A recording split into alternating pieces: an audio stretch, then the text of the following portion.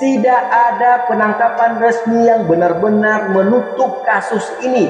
Dia berhenti. Ya, dan dia berhenti dan tidak ada yang tahu kenapa dia berhenti. Assalamualaikum warahmatullahi wabarakatuh. Halo guys, jika kalian pikir Italia itu cuma soal pizza, pasta, dan sunset romantis di perbukitan, mungkin kalian benar. Tapi kalian juga wajib tahu guys, di balik indahnya kebun anggur dan jalanan batu di sekitar kota Florence, bahwa ada sejarah yang sampai sekarang masih bikin bulu kuduk kita merinding guys. Antara tahun 1968 sampai dengan 1985, selama hampir 18 tahun, ada satu sosok misterius yang dijuluki Il Mostro atau monster dari Florence guys. Dia bukan pembunuh yang cari sensasi media. Dia nggak ninggalin surat ancaman. Dan dia juga nggak pamer identitas. Yang dia lakuin adalah datang diam-diam dan pergi tanpa suara. Targetnya bukan mafia, bukan juga pejabat, tapi pasangan muda yang lagi cari suasana romantis di dalam mobil. Nah, kebayang gak tuh? Malam yang tenang, hawa Tuscany yang dingin, cuma terdengar suara angin yang lewat di kebun anggur. Di dalam mobil, dua orang lagi pacaran. Dan pastinya mereka mikir dunia ini cuma milik mereka berdua. Padahal guys, dari balik pepohonan yang gelap itu, ada mata yang sedang mengawasi mereka. Dan begitu pelatuk ditarik, keheningan itu pecah selamanya. Dan inilah misteri The Monster of Florence. Tarik nafas kalian dalam-dalam dan simak kisahnya.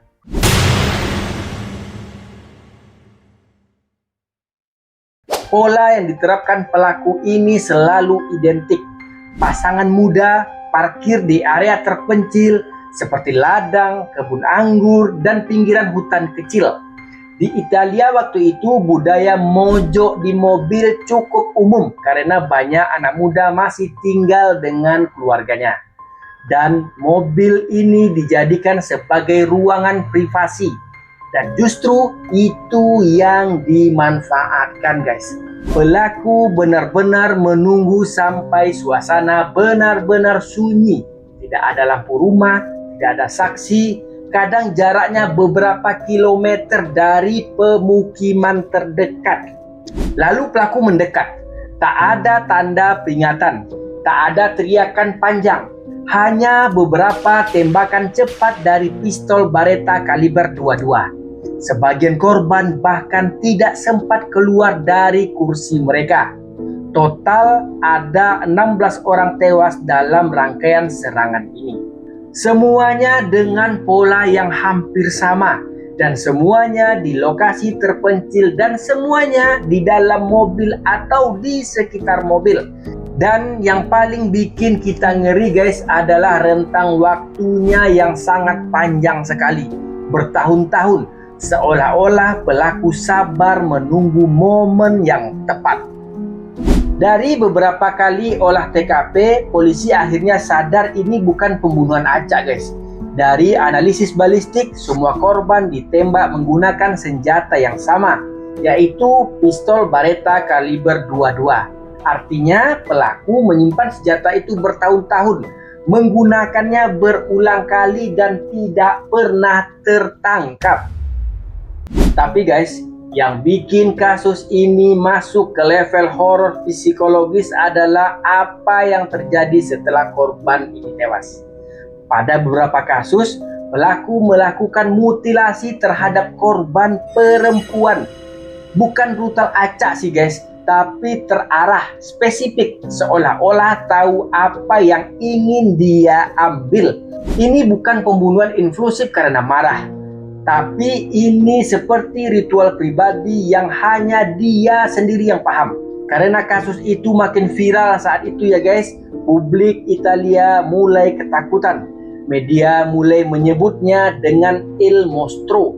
Jadi, sejak saat itu, setiap pasangan yang parkir di tempat sepi mulai merasa mungkin mereka sedang diawasi. Dan yang paling bikin polisi frustasi dalam menyelidiki kasus ini adalah taktik pelakunya, guys. Tidak ada saksi yang jelas, tidak ada kendaraan mencurigakan yang konsisten terlihat, tidak ada rekaman CCTV karena ini era sebelum kamera ada di mana-mana, guys. Pelaku ini sepertinya paham betul medan Tuscany, guys. Dia tahu jalur kecil, akses keluar masuk, dan kapan waktu paling minim patroli. Dia menyerang cepat, eksekusi singkat, lalu menghilang ke gelapnya perbukitan. Selama hampir 20 tahun, aparat Italia seperti hanya mengejar bayangan. Dan yang paling bikin kita merinding, guys, dia berhenti pada tahun 1985.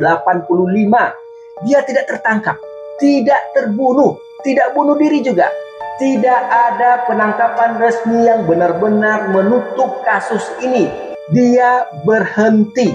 Ya, dan dia berhenti dan tidak ada yang tahu kenapa dia berhenti. Dan yang pasti setelah tahun 1985 tidak ada lagi kasus serupa, guys. Tahun 1994 polisi memang menangkap seorang pria bernama Patrio Pacciani, guys.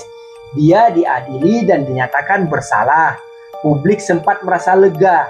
Akhirnya selesai, kan? Tapi saat proses banding, vonisnya dibatalkan karena bukti dianggap tidak cukup kuat, guys. Pacciani dibebaskan sambil menunggu persidangan ulang. Namun, pada tahun 1998 dia meninggal dunia karena serangan jantung sebelum proses itu benar-benar selesai. Dan beberapa rekannya juga diadili sebagai kemungkinan dari kaki tangannya, guys.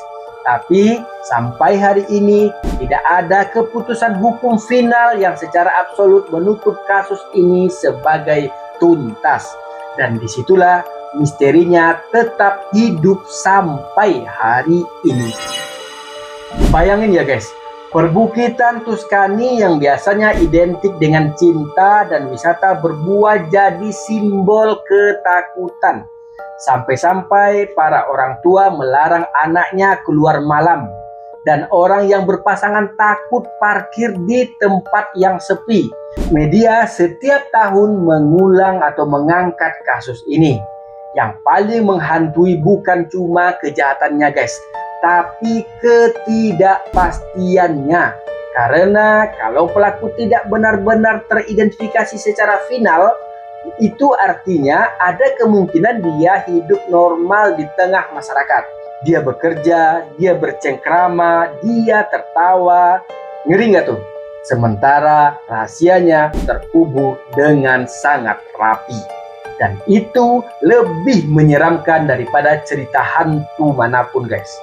Sampai hari ini, Il Mostro di Firenze atau sang monster dari Florence ini tetap jadi salah satu misteri kriminal terbesar di Italia, guys. Dan teorinya bermunculan.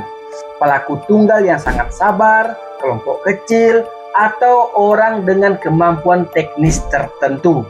Tapi tidak ada teori yang diakui sebagai kebenaran mutlak oleh sistem hukum. Dan mungkin kita tidak akan pernah tahu sebenarnya siapa monster ini.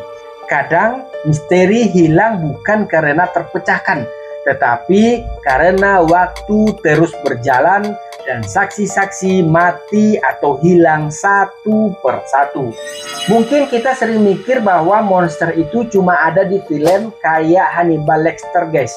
Padahal monster nyata itu bisa jadi adalah sesuatu yang tampak biasa, tidak berteriak, tidak dramatis, dan tidak terlihat gila. Namun dia sabar, terukur, dan mungkin terlihat seperti tetangga sebelah rumah kita yang menyapa dengan ramah dan senyum saat dia menyapa kita. Pelajaran buat kita, guys, kejahatan tidak selalu datang dari tempat yang gelap dan menakutkan. Kadang ia bersembunyi di tempat yang terlihat paling romantis dan paling disukai. Jadi kalau kalian merasa suatu tempat terlalu sepi, terlalu sunyi, dan hati kalian bilang gak enak, jangan abaikan. Karena insting itu sering jadi alarm yang Tuhan titipkan kepada kita. Oke guys, jangan lupa subscribe dan dukung channel ini biar makin gede ya guys. Aku pamit dulu, tetap waras, tetap waspada. Assalamualaikum warahmatullahi wabarakatuh.